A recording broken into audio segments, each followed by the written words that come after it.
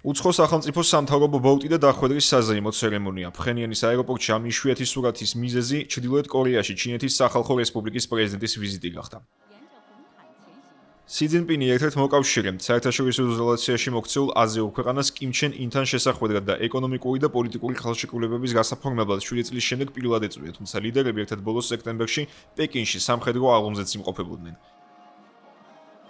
ისტორიულ ვიზიტს წინ უძღოდა ფხენიანის სახელმწიფო მედიის მიერ გავრცელებული ფოტომასალა, რომლის მიხედვითაც ჩრდილოეთ კორეამ ატომური ბომბების წარმოებისთვის საჭირო კომპონენტების ახალი ობიექტი წარადგინა, სადაც ქვეყნის დიქტატორმა ლიდერმა გამოაცხადა ბირთვული ძალების გეომეტრიული პროგრესიით ზრდის შესახებ.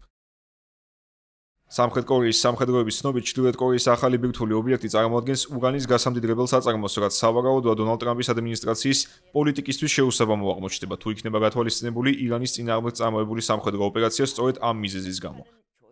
ანალიტიკოსები ფიქრობენ, რომ ნაკლებად მოსალოდნელია ვაშინგტონი დაეთანხმოს ფხენიანის მიერ ურანის განდიდრებას იმ ფონზე, როცა ამას ფაქტობრივად უკრძალავს თეირანს.